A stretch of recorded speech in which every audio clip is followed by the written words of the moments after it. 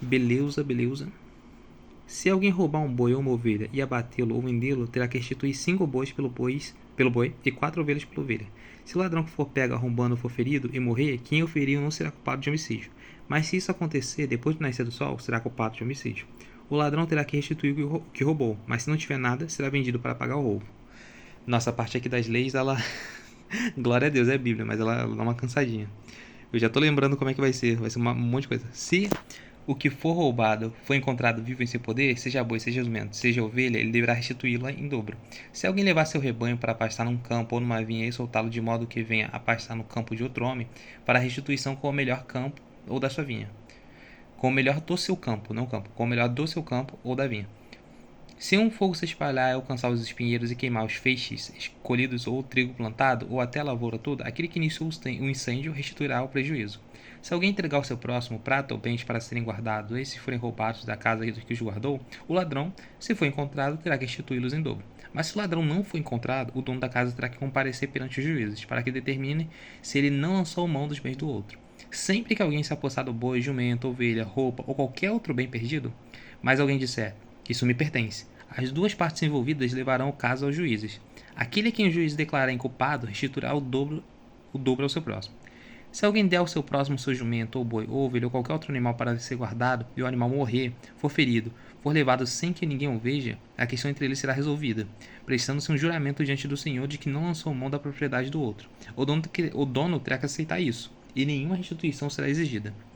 Mas, se o animal tiver sido roubado do seu próximo, este terá que fazer restituição ao dono. Se tiver sido despedaçado por um animal selvagem, ele trará como prova o que restou dele, e não terá que fazer restituição. Se alguém pedir emprestado ao seu próximo um animal e esse for ferido ou morrer na ausência do dono, terá que fazer restituição. Mas se o dono estiver presente, o que tomou emprestado não terá que restituí-lo. Se o animal tiver sido alugado, o preço do aluguel cobrirá a perda. Se um homem seduzir uma virgem que não tenha compromisso de casamento e deitar-se com ela, terá que pagar o preço do seu dote, e ela será sua mulher. Mas se o seu pai recusar a entregar, ainda assim o homem terá que pagar o equivalente do dote das virgens. Não deixem a feiticeira viver. Todo aquele que tiver relações sexuais com um animal terá que ser executado. Quem oferecer sacrifícios a qualquer outro deus, e não unicamente ao Senhor, será destruído. Destruído? Não é nem morto. A pessoa vai ser destruída. Mas deve se referenciar a morrer, né? Eu acho, não sei. Não maltratem nem oprimem o estrangeiro, pois vocês foram estrangeiros no Egito. Não prejudiquem as viúvas nem os órfãos, porque se o fizerem e eles clamarem a mim, eu certamente atenderei ao seu clamor. Olha que maneiro. Não prejudica a viúva e o órfão, porque quando acontecer alguma coisa com eles e eles pedirem ajuda a mim, eu vou ajudar eles. Então, tipo assim, se eu tiver que fazer alguma coisa contra você, eu vou fazer. Deus falando. Com grande ira matarei vocês a espada, suas mulheres ficarão viúvas e seus filhos órfãos. Ah, é continuação. Porque se fizerem, não prejudiquem as viúvas nem os órfãos. Porque se o fizerem e eles clamarem a mim, eu certamente atenderei seu clamor. Com grande ira matarei vocês a espada, suas mulheres ficarão viúvas e seus filhos órfãos. Se fizerem empréstimo a alguém do meu povo, a algum necessitado que vive entre vocês, não cobrem os juros dele. Não emprestem visando o lucro. Se tomarem como garantia o manto do seu próximo, devolvam-no até o pôr do sol, porque o manto é a única coberta que ele possui para o corpo. Em que mais se deitaria? Quando ele clamar a mim, eu ouvirei, pois sou misericordioso. Não blasfemem contra Deus, nem amaldiçoem a autoridade do seu povo. Não retenham as ofertas das suas colheitas. Consagrem-me o primeiro filho de vocês, é a primeira cria das vacas, das ovelhas e das cabras. Durante 7 dias a cria ficará com a mãe, mas no 8º dia entreguem-na a mim. Vocês serão meu povo santo, não comam carne de nenhum animal despedaçado por feras no campo. Joguem-na aos cães. Ninguém faça declarações falsas, nem seja cúmplice do ímpio, sendo-lhe testemunha mal intencionada. Não acompanhe a maioria para fazer o mal. Ao testemunhar num processo, não perverta a justiça para apoiar a maioria, nem para favorecer o pobre num processo. Se você encontrar perdido o boi ou o jumento que pertence ao seu inimigo, leve-o de volta a ele. Se você vê o jumento de alguém que odeia caído sob o peso da sua carga, não abandone, procure ajudá-lo. Não perverta o direito dos pobres em seus processos, não se envolva em falsas acusações, nem condene à morte o inocente e o justo, porque não absolverei o culpado. Não aceite suborno, pois o suborno cega até os que têm discernimento e prejudica a causa dos justos.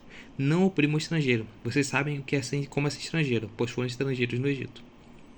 Plantem e colham em sua terra durante 6 anos, mas no 7º deixem-na descansar sem cultivá-la. Assim os pobres do povo poderão comer o que crescer por si. O que restar ficará para os animais do campo. Façam o mesmo com suas vinhas e com suas olivas.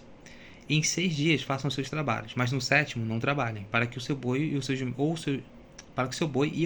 possam descansar, e o seu escravo e o seu estrangeiro renovem as forças.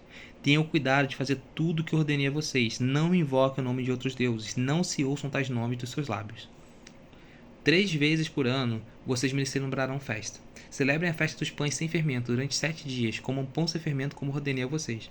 Façam isso na época determinada do mês de Abib, pois nesse mês vocês saíram do Egito. Ninguém se apresentará a mim de mãos vazias. Celebrem a festa da colheita dos primeiros frutos do seu trabalho e da semeadura. Celebrem a festa do encerramento da colheita, quando no final do ano vocês armazenarem as colheitas. 3 vezes por ano todos os homens devem comparecer diante do Senhor, Deus soberano.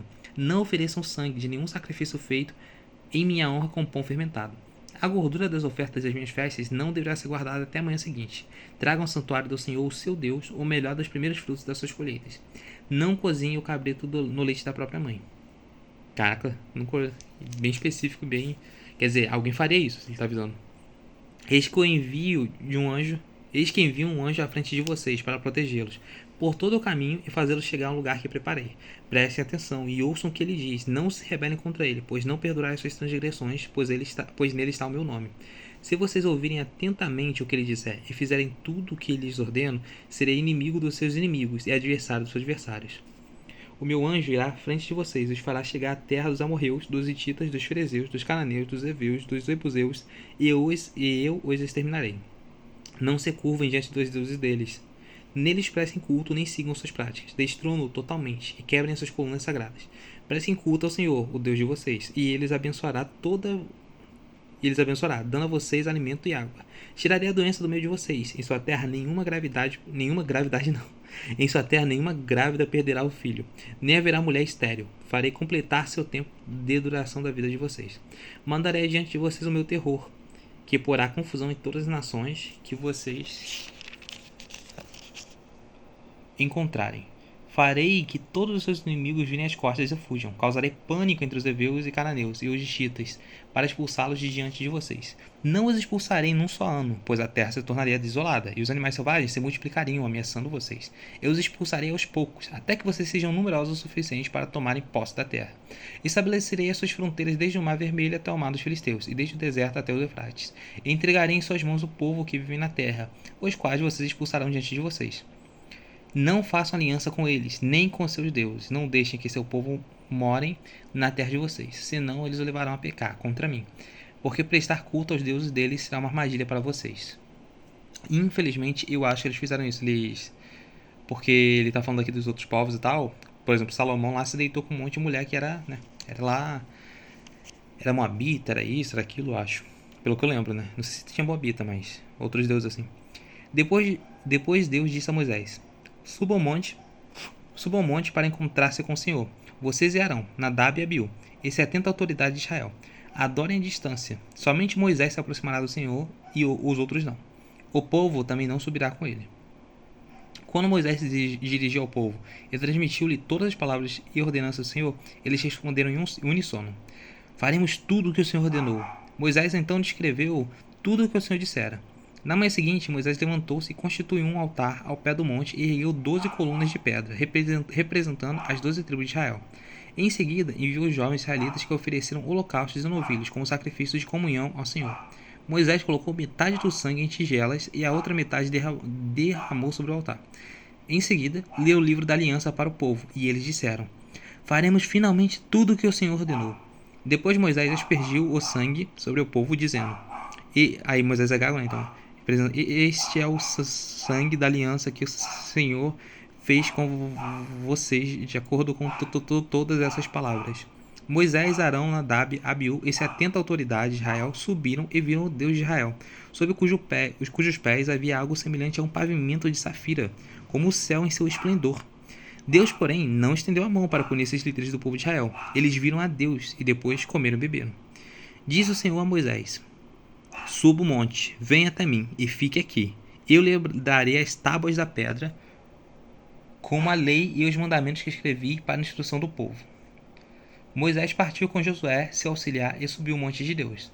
Disse ele às autoridades de Israel: Esperem-nos aqui, até que nos retornemos. Arão e Ur Arão e Ur ficarão com vocês. Quem estiver alguma questão para resolver poderá procurá-los. Eu não sei fazer. Nunca nem conheci. Não, já conheci, eu acho Gago, mas não sei fazer assim agora.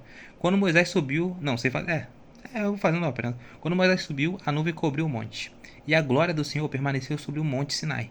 Durante os 6 dias de nuvem cobriu o monte. No 7º dia, o Senhor chamou Moisés do interior da nuvem. Aos olhos dos israelitas, a glória do Senhor parecia um fogo consumidor no topo do monte. Moisés entrou na nuvem e foi subindo ao monte, e permaneceu no monte 40 dias e 40 noites. Olha que da hora. Moisés, ele falam que ele era gago, e porque ele tinha muita baixa autoestima, né? Por causa disso. Mesmo assim, ele subiu o monte, ele entrou na nuvem, ele se aproximou de Deus, ele foi amigo. Isso é muito da hora. Por isso que eu acho muito legal quando eu fico tentando fazer também o galgo dele, porque mostra que ele também tinha suas dificuldades igual a gente. Às vezes a gente acha que ele era o santo, o incrível, ele era quem falava com Deus, ele era isso, mas ele também sofreu baixa autoestima. Ele também dá a entender que ele era desrespeitado pelos outros por causa disso, por causa da gagueira. Então é legal saber que cada um tem sua dificuldade. E Moisés foi incrível, pô, ele que escreveu a tábua da aliança, ele que tinha um cajado, ele que literalmente ele tava lá o tempo todo. E tudo depois não podia tocar que morria. Então você vê, Moisés e ele tinha sofrido uma baixa autoestima. Mas muito legal que não a pessoa sofrer, né? Mas muito legal que mostra que todos nós temos dificuldades e que possamos, com a graça de Deus e a glória, nos aproximar dele.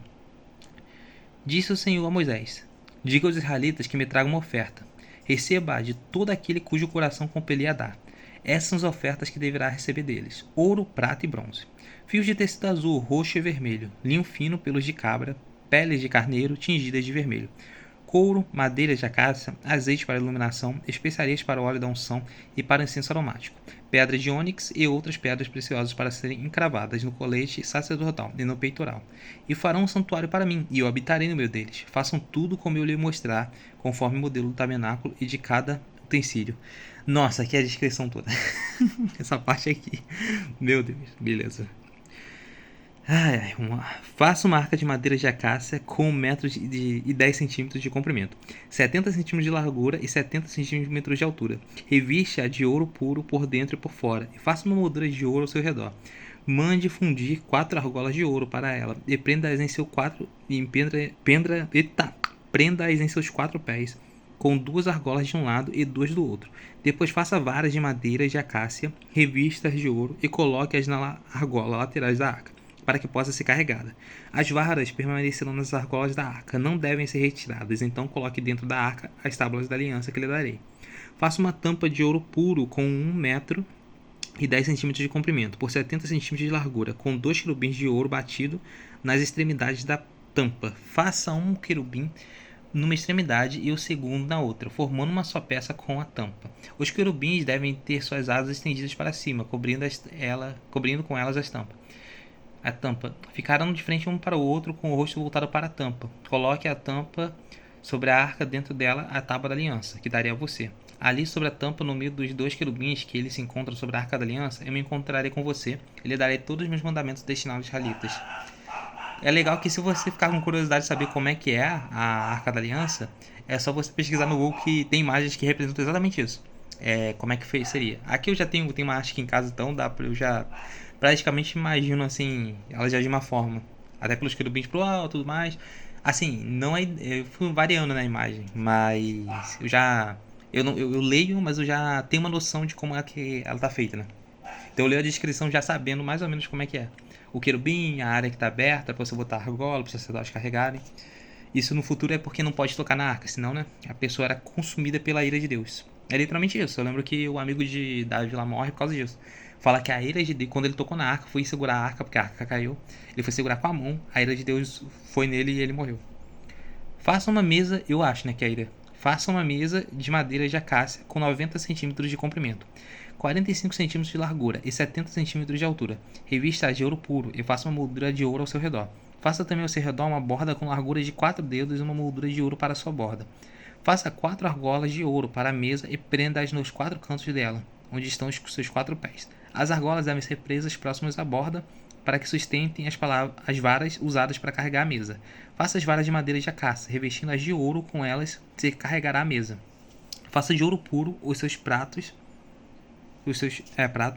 e o recipiente para o incenso, as suas tigelas e as suas bacias, nas quais se derramam as ofertas de bebida.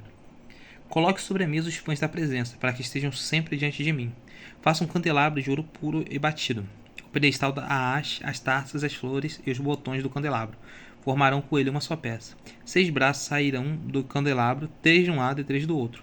Haverá 3 taças com formato de flor de amêndoa, com 2 braços cada uma com botão e flor, e 3 taças com formato de flor e de amêndoa no braço seguinte, cada uma com botão e flor. Assim será com os 6 braços que saem do candelabro.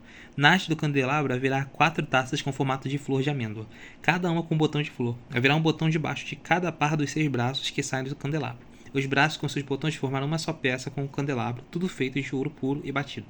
Faça-lhe também 7 lâmpadas, e coloque-as nele para que ilumine a frente dele. Seus cortadores de pavio e seus apagadores são de ouro puro. Com 35 kg de ouro puro, faça o candelabro e todos os seus utensílios. Tenha cuidado de fazê-lo segundo o modelo que lhe foi mostrado no monte. Cara, essa parte aqui é muito... Eu não sei porque eu fico imaginando, mas eu acho que eu canso muito sempre com tanta descrição. Acho que não vai ter... Não sei se vai ter... Eu acho que não vai ter como não. 4 minutos? Vou ter que... Vou gravar outro. Glória a Deus, o finalzinho, o tabernáculo.